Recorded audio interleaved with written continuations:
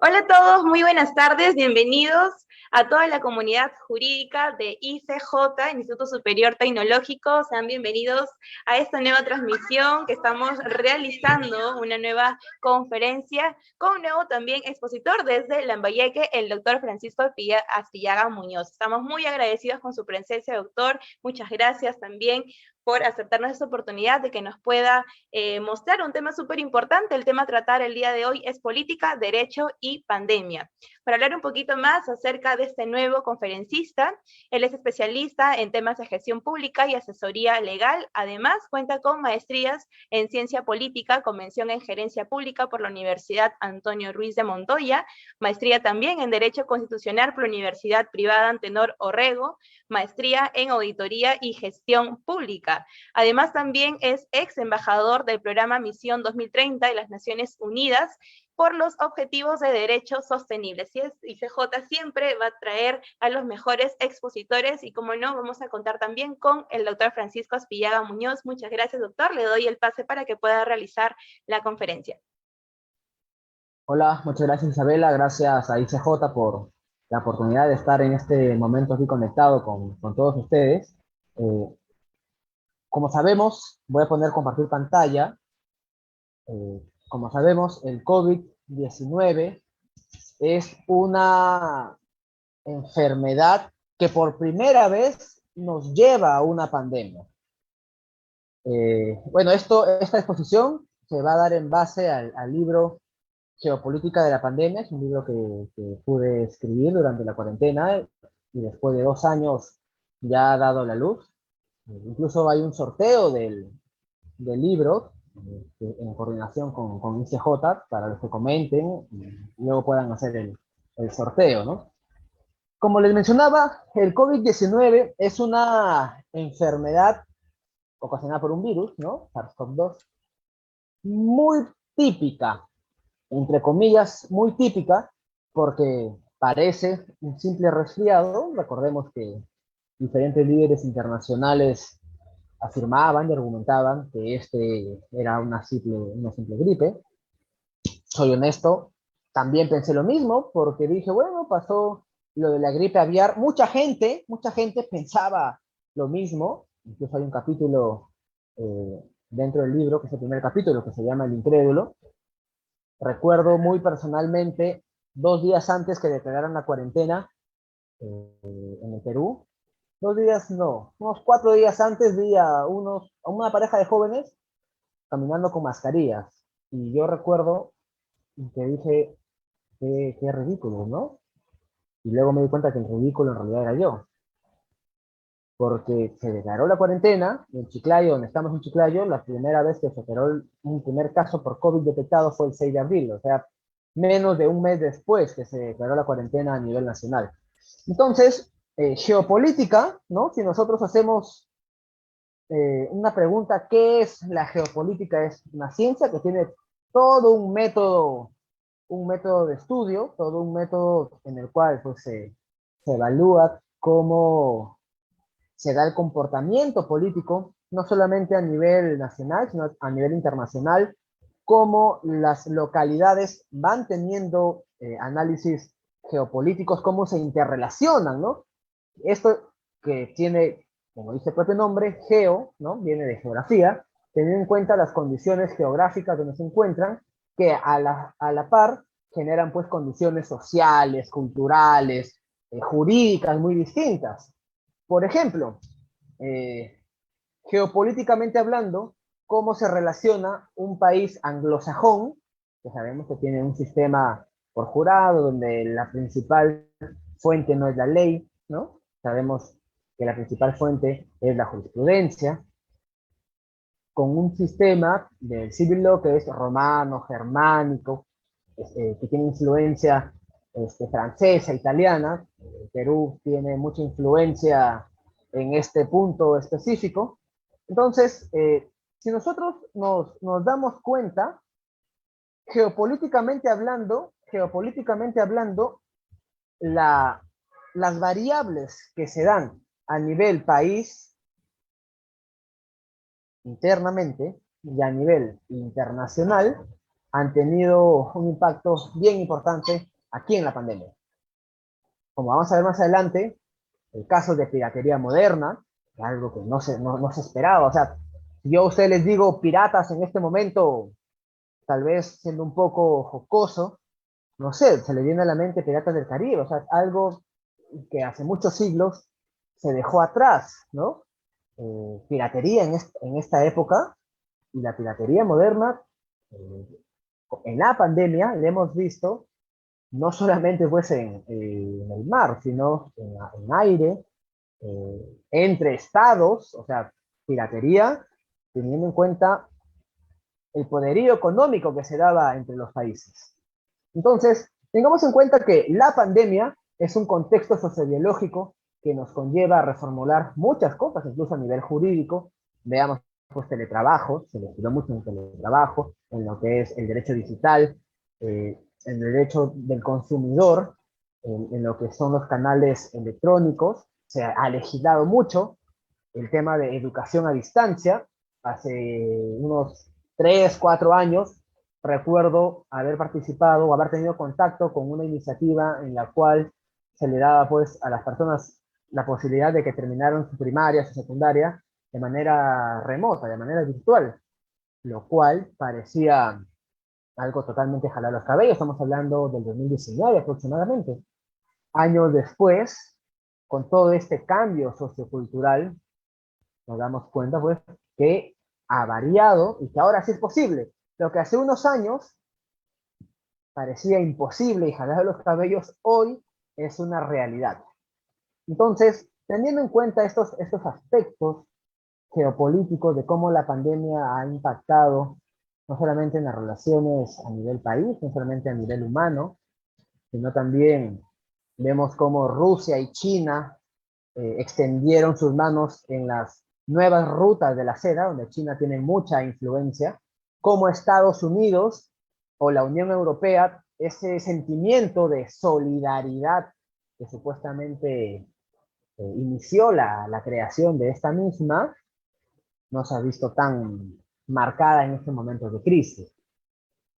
Tengamos en cuenta que el COVID-19 es una enfermedad que va a durar 10 años por lo menos. Que empezó en el 2019, con todo este tema de las variantes, con todo este tema de las situaciones mismas, de que en un país se tiene una actividad, en otro país se tiene otra actividad. Hoy estamos viendo que en China hay un brote enorme de variantes del COVID. Hay 20.000 contagiados, han reportado hace poquito, hace unos 2 3 días, 20.000 contagiados diarios de COVID-19. No quiero ser alarmista, pero esto es las noticias y los informes que se revelan a nivel internacional, lo que vendría a ser supuestamente una nueva ola. eh, Causa preocupación, pero ya no causa tanta alarma como antes, porque cuando el COVID recién salió, las medidas fueron totales, ¿no? Se cerró. Aquí viene la pregunta, ¿era válido un estado de emergencia? ¿No? Si queremos incluso comparar algo súper reciente, eh, el estado de emergencia que declaró el presidente Pedro Castillo tenía el mismo nivel de relevancia y de importancia con el estado de emergencia nacional que se aplicó por el COVID-19. ¿En qué momento se puede aplicar estas situaciones? ¿Qué vale más? ¿El derecho a la salud, que puede ser derecho a la salud individual o colectiva, o el derecho al desarrollo de la persona, que tiene otros derechos conexos, que también incluye el de salud, pero por ejemplo incluye a la buena alimentación, que incluye por ejemplo al desarrollo económico, que incluye por ejemplo a la libre movilidad? Estas situaciones del COVID-19 fueron un cambio radical y que, como toda pandemia, y aquí hago la aclaración que dije en un momento, como toda pandemia, porque tenemos la pandemia de la peste negra, pandemia entre comillas, la viruela, el SIDA, dicen que es una pandemia, pero la única pandemia que hasta el momento el mundo ha tenido es el COVID-19. Una pandemia, por su propia definición, es un alcance mundial en todos los países, o en su gran mayoría. El COVID-19 llegó a todos los países, no hay ningún espacio del mundo donde viva gente que no haya llegado el COVID-19. Es por eso que recién el mundo está viviendo lo que es una pandemia de alcance global, que es su definición exacta, y que gracias a la tecnología nos permite estar intercomunicados. Nunca antes hemos tenido el conteo de una enfermedad a nivel mundial, con registros mundiales, con datos segundo a segundo que se han ido evaluando, ¿no?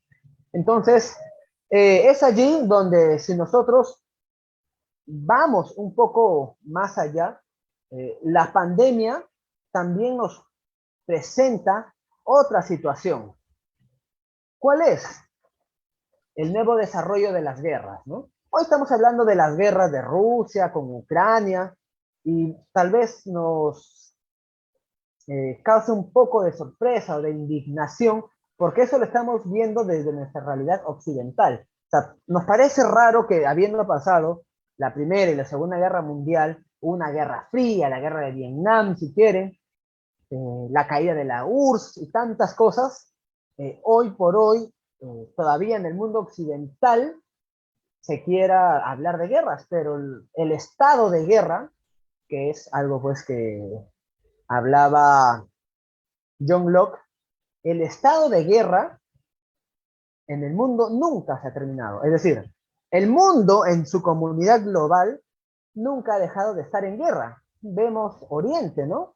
Siria, vemos los países africanos, pero en nuestra realidad occidental, las guerras están reemplazando a una cuestión de bombas, armamento, a una evolución, si es que se puede llamar evolución, eh, enfocada más a las guerras biológicas, a las guerras económicas, a las ciberguerras, y eso lo reflejamos en esta nueva situación de Rusia y Ucrania. O sea, Rusia ataca a Ucrania. ¿Qué otro país ha intervenido bélicamente? Ninguno.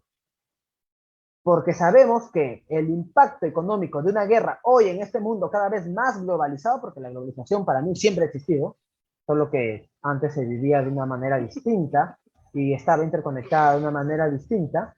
Si nosotros hacemos el cálculo, las nuevas guerras modernas son a través de sanciones económicas, tecnológicas, y no descartemos que en algún momento las guerras puedan ser biológicas.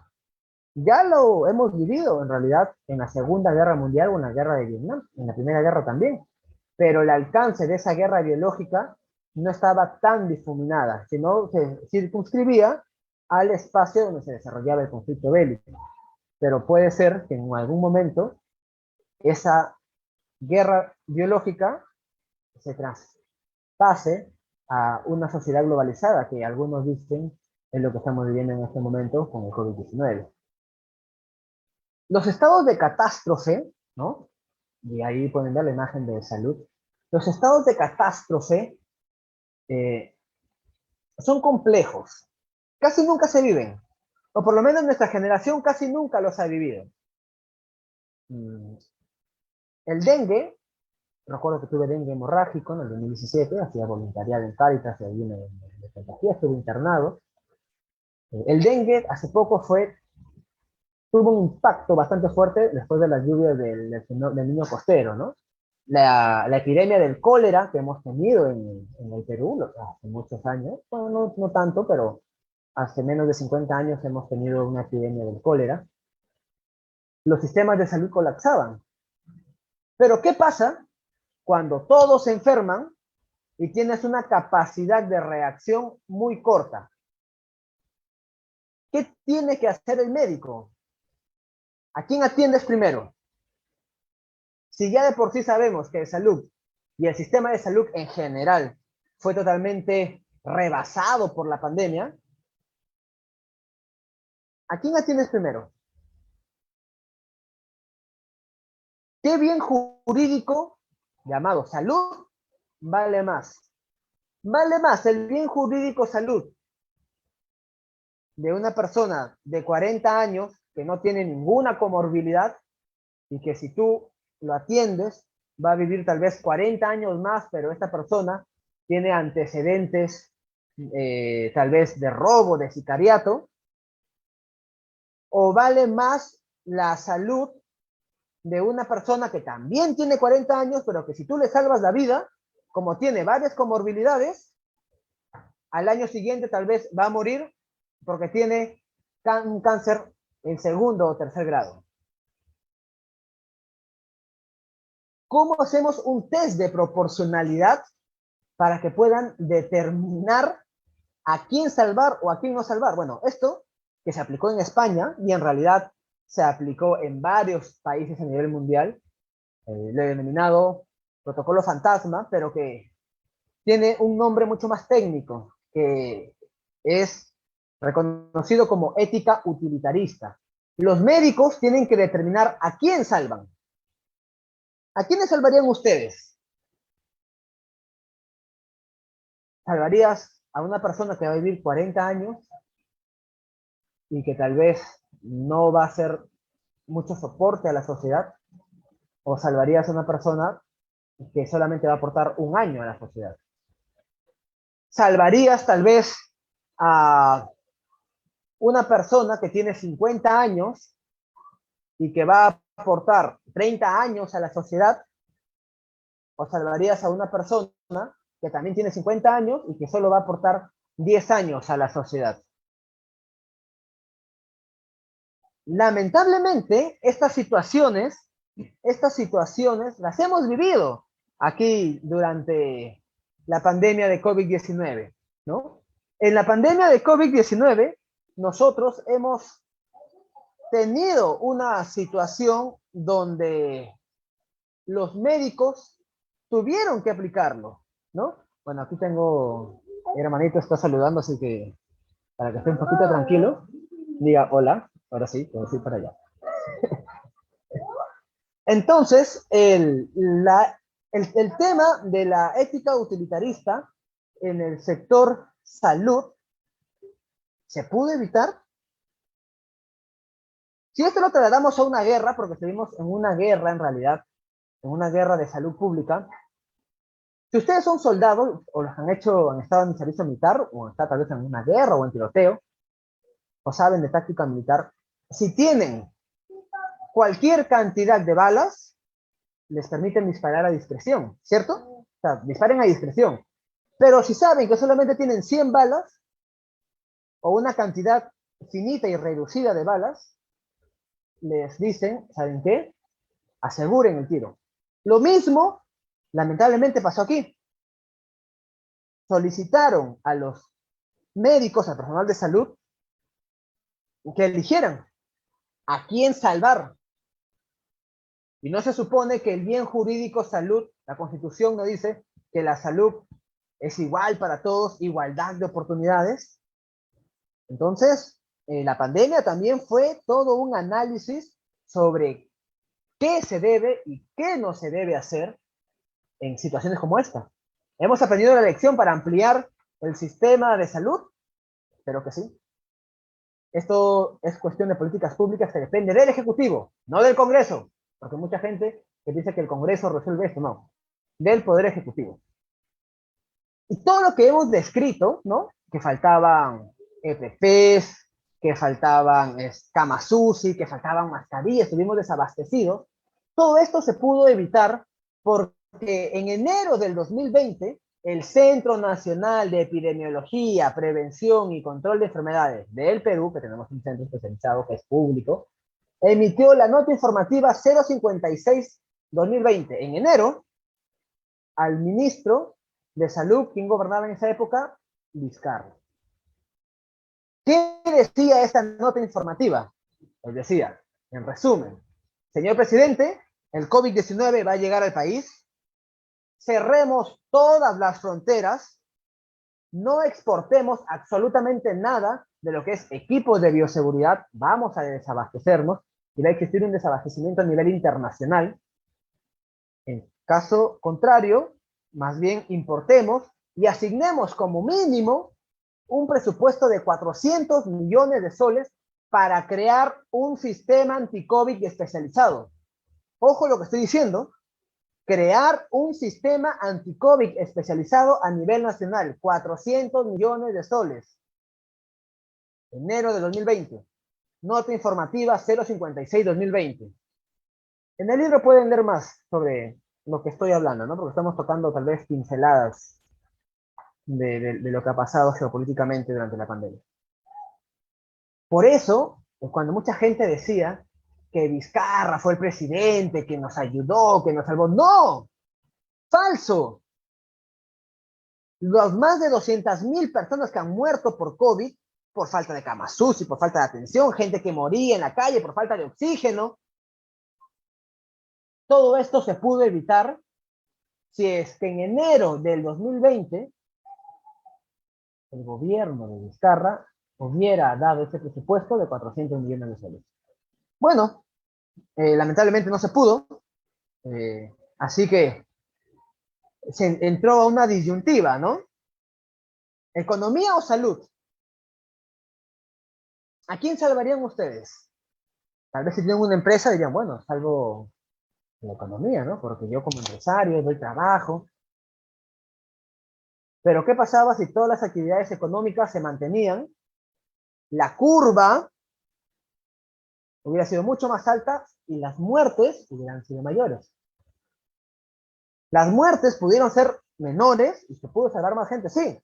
Repito, si es que se hubiera dado este presupuesto de 400 millones de soles, que de enero a marzo se hubiera implementado todo este sistema. ¿Y se acuerdan que Vizcarra sí dio el presupuesto? Pero ¿cuándo lo dio? A finales de marzo o a quincenas de abril. ¿Cómo se llamó eso? Presupuesto COVID, y se repartió a los gobiernos municipales y a los gobiernos regionales. Ahí es donde hubo un gran error y se vulneró definitivamente el bien jurídico de buen gobierno que está regulado o reconocido en la Constitución.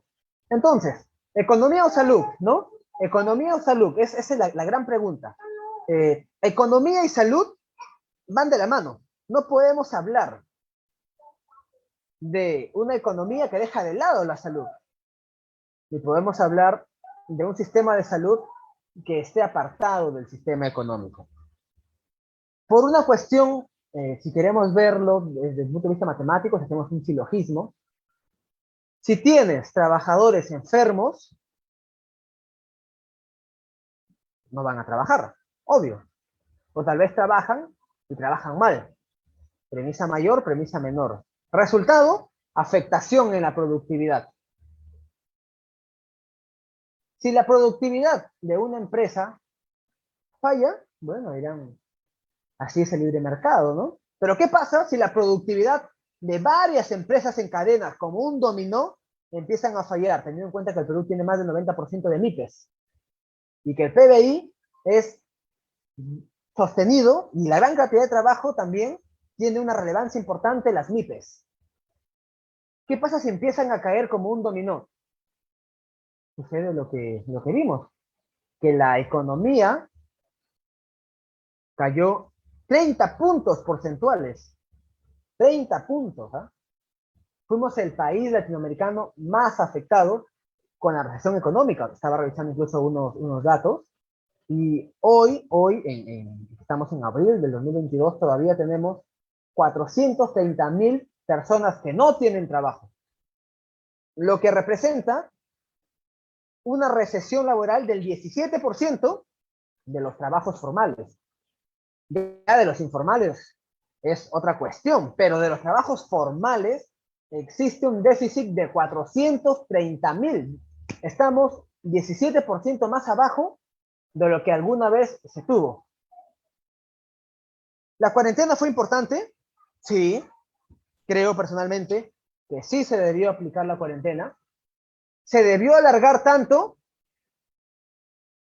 Si hubiéramos tenido tal vez un mejor manejo de lo que es el aspecto de las vacunas, en cuestión de vacunas, pudimos haber desarrollado antes Si tal vez hubiéramos tenido pues la posibilidad de que se tenga el uso adecuado de reservas fiscales, hubiéramos tenido una economía más sostenida. Pero como no se pudo, estamos viendo una desaceleración económica donde hoy por hoy la reactivación no está funcionando tan bien que digamos. Pero entendamos que si nosotros tenemos, por ejemplo, ya COVID-19 ya no, otra epidemia del cólera, si tenemos otra epidemia de dengue tan fuerte, las afectaciones se van a ver reflejadas en la economía. Y si económicamente hablando no financiamos adecuados sistemas de salud, esta concatenación de ambos conceptos se van a ver desbalanceados y al final vamos a obtener una mala economía y una mala salud. La mala salud hace que los pobres sigan manteniéndose pobres. Todo este contexto donde economía y salud se relacionaban para bien, también, aunque suene redundante, se relacionaban de una manera un tanto negativa, que es lo que les hablaba, ¿no? Sobre un poco de tal vez piratería moderna. Hay que ver, señores, que justamente, ¿ya? Países como por ejemplo Francia, donde nació la Revolución Francesa, ¿no? Fue el antes y el después para la caída del antiguo régimen, la ilustración. Estados Unidos, donde la libertad, la fraternidad, Alemania o tantos otros países competían por tener, ¿qué cosa? Los CPP, los equipos de bioseguridad, que en ese momento eran escasos, el oxígeno era escaso, todo lo relacionado al COVID era escaso. ¿Y qué sucedía? Como se los dije hace un momento, un avión, y eso está fechado, como les digo, en el libro, que ustedes pueden adquirirlo también, se pone más específico, aviones que muchas veces partían tal vez de China, cargados con equipamiento, porque China creció mucho también, económicamente, o sea, fue un auge mucho más poderoso de lo que China ya era, digamos, llegaban a un país específico y allí los países poderosos, económicamente fuertes, tenían representantes para comprar eso que otro país ya había comprado, digamos, Sudáfrica le compraba a China, China bajaba, hacía parada, el avión hacía parada en un lugar específico y allí se acercaban las demás personas, representantes de otros países, y si tal vez Sudáfrica, que es un país pequeño, sin tanto poder económico, eh, digamos, pagaba $1 por una caja de mascarillas, Estados Unidos, Alemania, Francia, Canadá, Rusia, etcétera, te pagaban 5, 10, 20, entraba en un sistema de puja. ¿Y qué pasaba allí? Evidentemente, si tú tienes un contrato donde vas a vender, digamos, ¿no? 1,000 cajas de mascarilla y te van a pagar $1,000 y viene otro comprador y te va a pagar $20 por caja de mascarilla y vas a tener $20,000, ¿qué hacían las empresas? Y esto no solamente sucedía con aviones que salían de China, porque también el mismo oxígeno, los respiradores artificiales, los manteles, perdón, esta vestimenta de bioseguridad que usan el personal de salud, el personal de seguridad, el personal de limpieza, que son personas espectaculares que estuvieron en la primera línea, el personal de agua potable que estuvo allí trabajando para darnos esa agua en la cual podemos lavarnos las manos, cocinar, etcétera. Esa guerra que se utilizaba, la ley del más fuerte en esta piratería moderna, donde usando la ley de oferta y demanda, bordeaban la legalidad con la ilegalidad, se vio reflejado en muchos lados. Y Perú, que es casi un Sudáfrica, evidentemente no podía competir a nivel internacional en el punto más álgido de la pandemia, donde todos pujaban, hacían pujas allí mismo en el aeropuerto para obtener estas cuestiones de equipos de bioseguridad. ¿Dónde entra allí los tratados internacionales de buena fe, los tratados internacionales económicos? Entonces, geopolíticamente hablando, la pandemia también tuvo su lado de afectación económica, donde se reflejó pues una solidaridad humana que en muchos casos no se dio. Por lo menos no se dio en países que pensábamos que podría darse. Pero ¿quién quedó, entre comillas, como el buenito? China, extendiendo la mano a distintos países pequeños y aumentando su influencia geopolítica para que estas rutas de la seda, estas nuevas rutas de la seda que China está haciendo, sobre todo en Asia y en países africanos, que va a tener conexión en algún momento con Europa, se vea más afianzada, ¿no? Generar estas relaciones económicas, políticas, acuerdos de salud, etcétera. El mismo Perú, recordemos todas las vacunas Sinopharm y todas estas cuestiones, que han terminado generando un cierto reacomodo ya en lo que es relaciones internacionales, que tal vez no muchos lo ven, ¿no? Pero que de abajo hacia arriba van creciendo. Ahora, China también tuvo mucha responsabilidad. Como saben, China y Taiwán tienen un conflicto, ¿no? Que es parecido al que tiene Rusia con Ucrania hoy. China y Taiwán, China sigue diciendo que Taiwán pertenece a China, lo reconocieron en la revolución, mucha gente de China salió para Taiwán y luego Taiwán fue reconocido en la comunidad internacional, etc. ¿Qué pasó? ¿Qué sucedió? Hay un informe que lo pueden revisar más a detalle aquí en este libro, llamado Los Cinco Ojos, donde participan distintos países, Estados Unidos, Australia, Canadá, Alemania, etc. Cinco países, donde China, que en ese momento manejaba el Consejo de Seguridad de Naciones Unidas, de la ONU, le envía un correo al director general de la OMS, la Organización Mundial de Salud, y le dice, mira, ¿sabes qué? Espérate, espérate 2 semanas. Todavía no declares la pandemia. No la declares. Espérate 2 semanas. Taiwán toma conocimiento de eso y envía su documento oficial, le dice, oye, China está en pandemia, declárala, pasa esto, esto, esto. Y la ONU no lo declaró para no entrar en conflicto con China. 2 semanas valiosísimas, ¿ah? Valiosísimas donde se pudo hacer muchas cosas.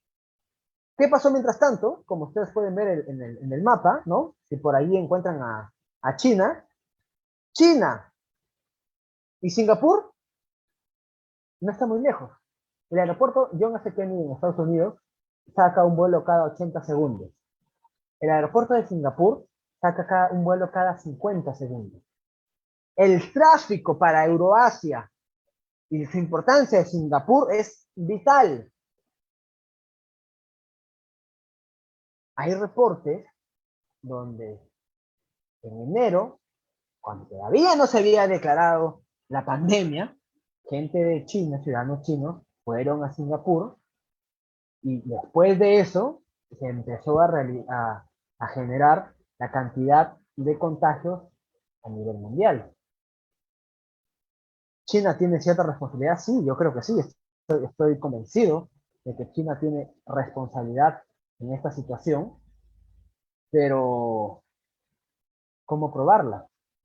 Hay informes que están en el libro y que lo prueban,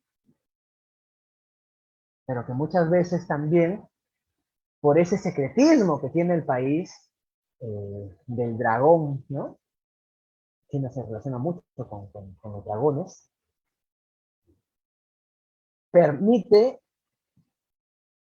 se le genera a veces algunas dudas al ciudadano. pero si revisamos toda la documentación, toda la información, está bastante clara. Ahora, el Perú, en la pandemia, ¿qué pasó? ¿Cómo estábamos en la pandemia nosotros? 71 hogares, 71 hogares, según la encuesta nacional de hogares del 2019, evidentemente, porque en el 2020 no se pudo aplicar, tienen un ingreso monetario diario. Así trabajan en el sector formal o en el sector informal. Es decir, de 100 casas, que sería casi una manzana, 70 tienen ingresos diarios. Evidentemente, hay que también segmentarlo en las zonas específicas. Y ahí se viene la disyuntiva, ¿no? Este test de proporcionalidad. ¿Qué importa más? ¿La salud colectiva? ¿La salud individual? ¿El derecho a la familia? ¿Al libre desarrollo de la personalidad? ¿Qué hago? ¿Me quedo en mi casa y me muero de hambre porque el Estado no va a llegar? ¿O salgo a vender marcianos, salgo a vender helados, o salgo a hacer lo que sea? ¿Qué hago? ¿Qué harían ustedes? Si tienes un hijo o una hija que te pide comer todos los días. Si tenemos que el 21.9% de hogares pobres no cuenta con refrigeradora. Algo que tal vez los que estamos viendo este video en este momento nos parecería raro, ¿no? Pero no contar con refrigeradora, según BBC, que analizó la situación del Perú, fue una situación que generó un impacto negativo en la pandemia. ¿Por qué? Porque la gente tiene que salir todos los días a comprar. O sea, tú le das el bono a una persona y esa persona va a comprar, pero no va a comprar para una semana porque simplemente se le va a malograr la comida. Y ese 21.9% de hogares pobres seguiremos afectados. Recuerdo que Vizcarra dijo, el virus es democrático porque nos da a todos. Y no, el virus no es democrático. El virus afectó a los más pobres. El que tenía plata, el que tenía contactos, caramba, iba y hablaba y hacía lo que sea y se salvaba. Y el que no tenía plata, no tenía contactos, en su mayoría a veces hasta morían en los taxis para ingresar. Esta situación de que el ingreso monetario era diario, que el 21.9% de hogares pobres no contaban con refrigeradora, generó que el 86% de vendedores resultara infectado. Y todo un círculo vicioso que se vio más ahondado por la falta de inclusión financiera, ¿no? O sea, el fintech. ¿Cuántos de nosotros manejamos el tema de la tecnología para situaciones económicas? Esa falta de inclusión financiera jugó un papel bien importante. Porque tú decías, está bien, te doy tu bono, ¿no? Te doy tu bono, vas a cobrarlo y ahora la aglomeración era en los bancos y en los centros comerciales, porque algunos iban a centros comerciales, que también generó aglomeración y hubo mucha gente infectada. También te ibas a los mercados y también había infección. A mí me ha dado COVID probada 2 veces. 2 veces he tenido COVID-19, así comprobadas. Creo que he tenido muchas veces más, pero eh, por lo menos 2 veces comprobadas he tenido COVID-19. Entonces, ¿qué se debe hacer? Recordemos que las políticas públicas son el accionar de la ciudadanía, perdón, el accionar del Estado para satisfacer necesidades de la ciudadanía. Geopolíticamente, ¿podemos hacer alianzas para fomentar temas de inclusión? Sí, pero en la geopolítica también entra el sector privado. Y tenemos que fomentar al sector privado para que genere condiciones cada vez más rápidas, cada vez más baratas. Esto del Plin, del Yape, del Tunki, de Ágora, etcétera, son herramientas muy importantes que en época de pandemia ayudaron bastante, pero no todos tuvieron acceso a esta inclusión financiera. ¿Qué pasa allí? Se vulnera. Entonces, como les decía al inicio, ¿no? O mueres de hambre o mueres de COVID. Bueno, yo me la pasé metido en mi casa. De alguna u otra forma había que comer. Pero yo tenía muchos vecinos que no vivían así. Familiares que a pesar que les llegó el bono, no podían ir a cobrarlo porque vivían en una zona tan lejana de un banco que no podían ir a sacar porque no había forma de llegar al banco. Hay muchas cosas que todavía se pueden trabajar, ¿no? Ahora, el COVID-19 nos llevó a recordar que somos finitos y que el mundo, o sea, el planeta, no necesita de los seres humanos para vivir. Y tal vez es un poco fuerte, ¿no? O sea, tampoco no estoy diciendo que extingamos a los seres humanos, porque tenemos dignidad y somos eh, el ente que permite generar tal vez cierto desarrollo. Pero ¿qué pasa ahora? Para hablar de ejemplos claros, Río Rímac, contaminado muchos años. 2 semanas de cuarentena, cristalino. Las playas de Lima, 2 semanas de cuarentena, aparecen los delfines. Y tantos otros ejemplos que nos hacen recordar que el mundo, ya que el planeta, cuando el ser humano deja de activar o de hacer cosas, regresa a su estado natural. También es utópico decir que tenemos que cancelar todas las actividades que estamos desarrollando, porque no podemos dejar de funcionar, dejar de hacer. Entonces, ¿qué podemos hacer para cuidar la casa común? Existe en la Constitución ecológica, ¿no? Reconoce derechos ambientales, y poco a poco, creo yo, tengo esa esperanza, que la pandemia nos ha dado un cambio en el manejo de los residuos sólidos, que también es todo un desafío, porque la gran cantidad de equipos de bioseguridad que ya no se pueden usar por cuestiones obvias, están invadiendo muchos lagos, muchos espacios. Pero la necesidad, al ser la madre de la creatividad, permite que se vayan desarrollando tecnologías verdes, tecnologías acorde a el desarrollo propio de la actividad económica. Pero también nos tiene que hacer entender que nuestra legislación tiene que ser más ecoamigable. No puede ser que existan mineras que contaminen. Hay mineras que trabajan muy bien, pero mineras que contaminan, hay casos probados en Trujillo,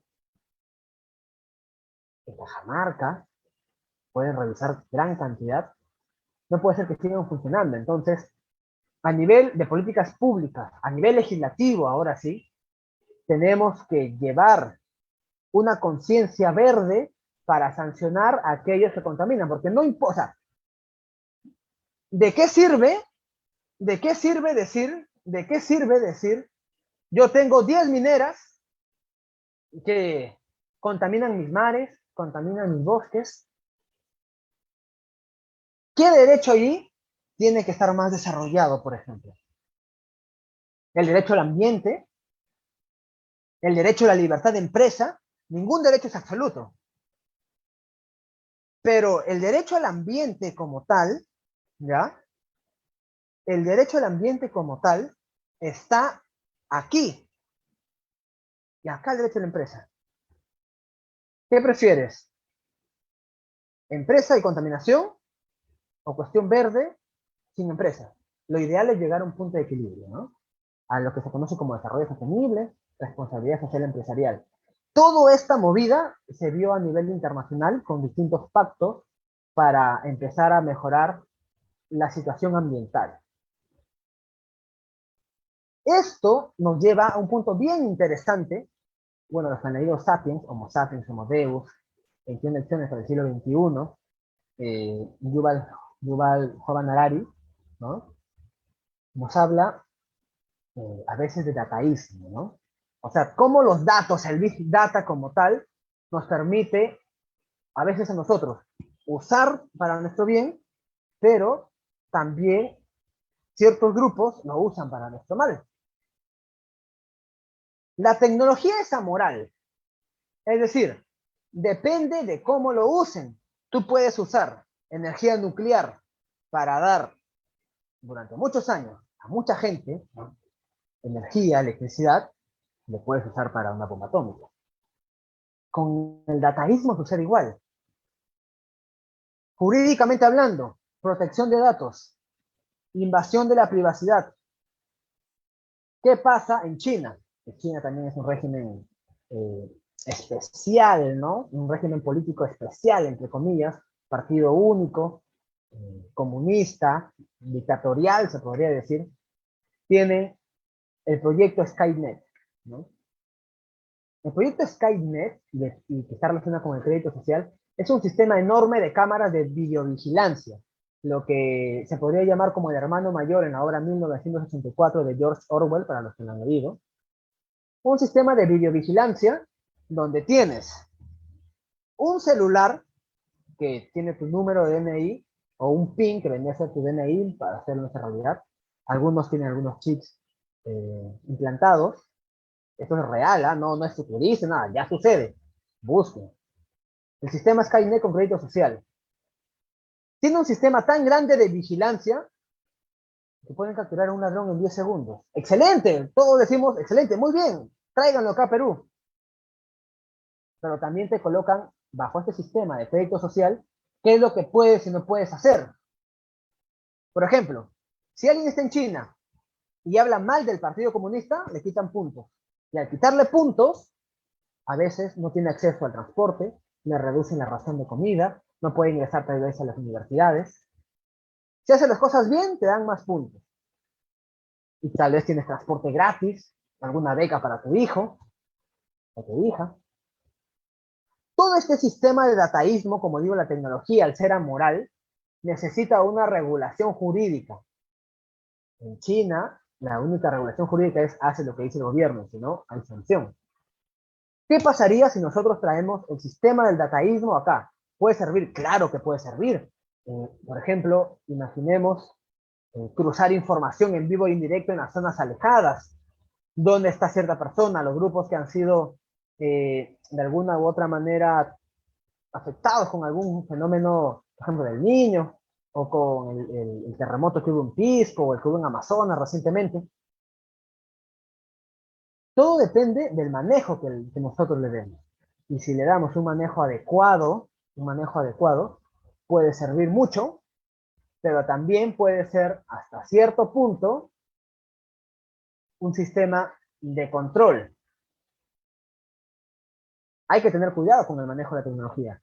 Regulaciones jurídicas precisas y necesarias, en Perú todavía estamos muy bajo en este aspecto, tienen que ir dándose. Ya hay alianzas internacionales, tratados internacionales en lo que es manejo de tecnología y con lo que es sobre todo manejo de control de datos. Cambridge Analytica, por ejemplo, ¿no? Lo recordarán en Estados Unidos con el problema de Facebook. Y tantos otros casos que van marcando pautas específicas en el provenir de la vida humana. Ahora, si nosotros hubiéramos tenido un buen sistema de dataísmo, no hubiéramos caído en lo que es el Perú invisible, ¿no? ¿Recuerdan ustedes a los caminantes, esas personas que Lima dice que tiene 10 millones de habitantes, pero en realidad fluctúa entre 8 y 10 porque 2 millones de habitantes van y vienen de Lima cada día? Cuando se planteó la cuarentena y la gente se dio cuenta que no tenía que comer, tuvo que regresar, se dio el fenómeno de los caminantes. Gente que regresaba caminando porque así lo denominaban a su ciudad de origen, afectándose distintos derechos que ellos tenían. Y el gobierno salió a decir que no los conocían, que ni siquiera estaban en los registros oficiales.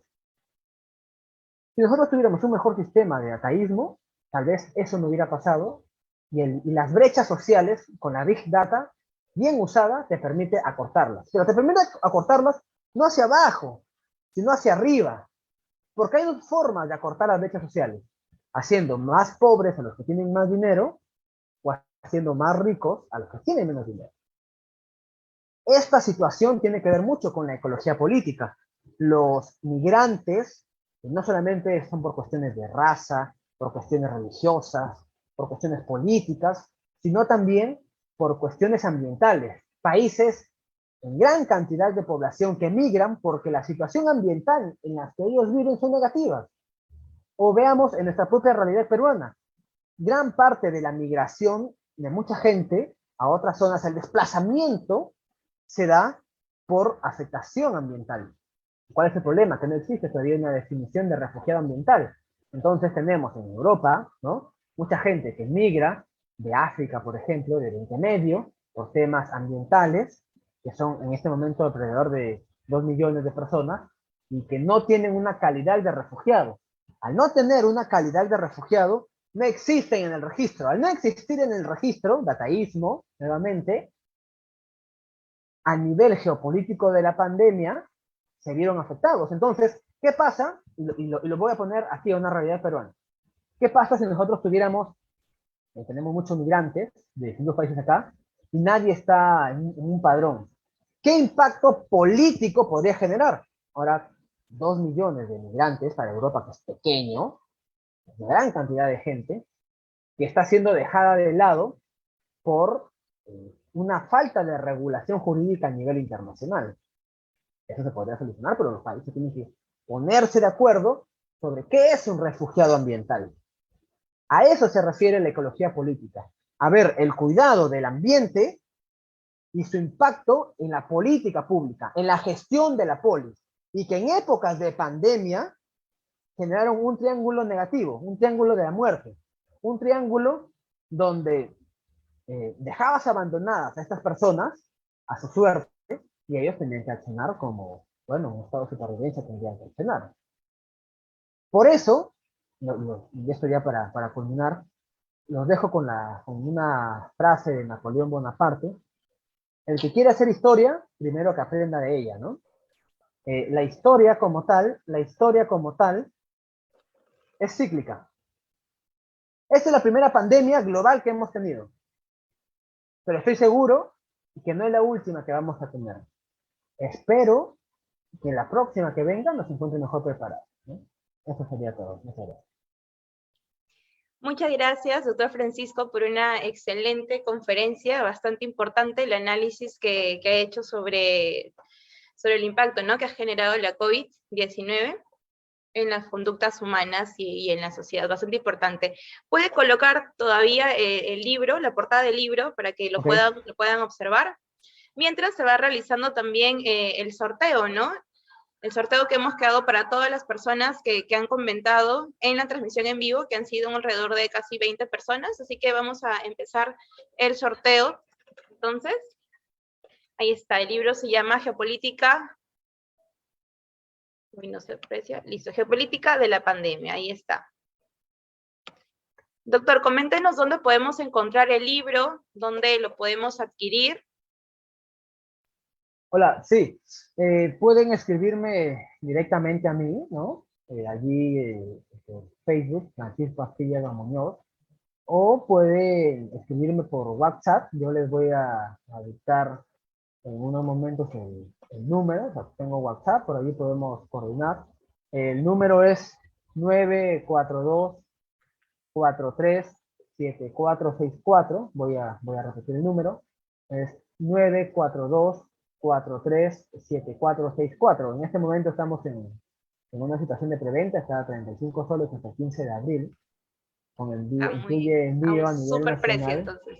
Sí, luego va a costar 50 soles. En realidad, hoy nos han dado nuestro segundo tiraje porque participamos en una premiación por el libro hace ya unas semanas, y los 100 libros que llevamos, los 100 libros se agotaron. En realidad tenemos que hacer muchos envíos a otros lados, y también está en Amazon, ¿no? También lo pueden encontrar. Ah, ya, perfecto, entonces, muy bien, ahí tienen información de dónde pueden conseguir el libro. Felicitaciones, doctor, se ve que es un libro súper bastante interesante, así que vamos entonces a realizar el sorteo.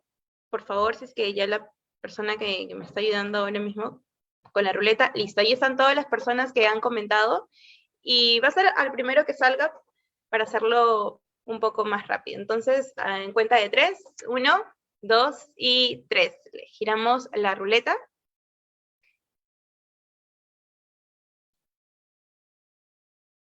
Listo, ahí está, Alejandra González Ballena. Nosotros vamos a comunicarnos con ella, le vamos a enviar un mensajito y entonces ya le pasaría al doctor la información para poder quedar cómo se va a realizar el envío.